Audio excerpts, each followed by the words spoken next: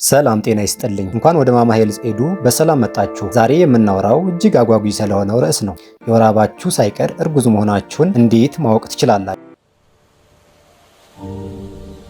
የቤት ውስጥ ምርመራ ለማድረግ ገና ቀናቶች ቀርተዋል። ነገር ግን ሰውነታችሁ ምልክቶችን እየሰጣችሁ ይሆን?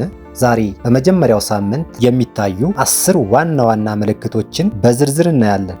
መጀመሪያ ግን አንድ ነገር መረዳት አለብን።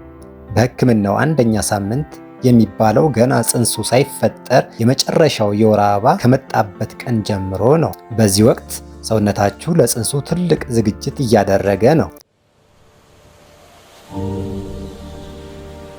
የመጀመሪያው ምልክት የጡት ለውጥ ነው። በሆርሞኖች መጨመር ምክንያት ጡት የመክበድ፣ የማበጥ ወይም የመለስለስ ስሜት ይኖረዋል። ይህ ስሜት ከወር አበባ በፊት ከሚሰማው ትንሽ ጠንከር ያለ ነው። ሁለተኛው ምልክት ከፍተኛ ድካም ነው። ያለምንም ምክንያት ሰውነት ዝልፍልፍ ማለት እና እንቅልፍ የማለት ስሜት። ይህም ሰውነታችሁ ለጽንሱ እድገት ከፍተኛ ጉልበት ስለሚጠቀም የሚመጣ ነው።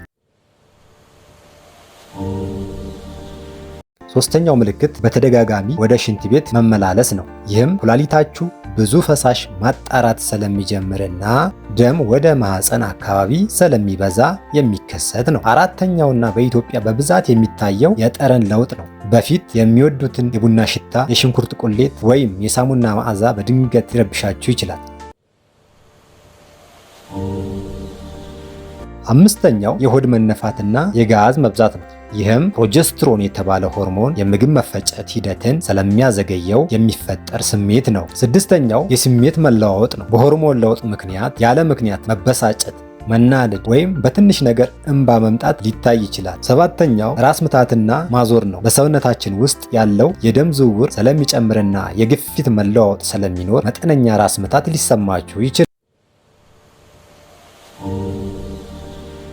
ስምንተኛው ኢምፕላንቴሽን ብሊዲንግ ነው። ጽንሱ በማህፀን ግድግዳ ላይ በሚያርፍበት ጊዜ ጥቂት ጠብታ ደም ሊታይ ይችላል። ይህ ከወር አበባ ደም ጋር መምታታት የለበትም። ቀለሙ ቀለል ያለ ነው። ዘጠነኛው የሰውነት ሙቀት ትንሽ ከፍ ማለት ነው። ሳይታመሙ የሰውነት ሙቀት ከወትሮ ጠንከር ብሎ ሊሰማችሁ ይችላል። አስረኛው የምግብ ፍላጎት መቀየር ነው። በፊት የማይወዱትን ምግብ መመኘት ወይም የሚወዱትን መጥላት በዚህ ሳምንት ሊጀምር ይችላል። እነዚህን ምልክቶች ካያችሁ ጥንቃቄ መጀመር አለባችሁ። ፎሊክ አሲድ መውሰድ መጀመር፣ የተመጣጠነ ምግብ መመገብ እና ከጭንቀት መራቅ ለጽንሱ ጤናማ እድገት ወሳኝ ነው። የዛሬው ቪዲዮአችን ይህን ይመስላል። እናንተ ከእነዚህ ምልክቶች የትኛው ተሰማችሁ? ኮሜንት ላይ አጋሩን። እንደዚህ አይነት ጠቃሚ መረጃዎችን ለማግኘት ማማ ሄልዝ ኤዱን ሰብስክራይብ አድርጉ። ቸር ቆዩ።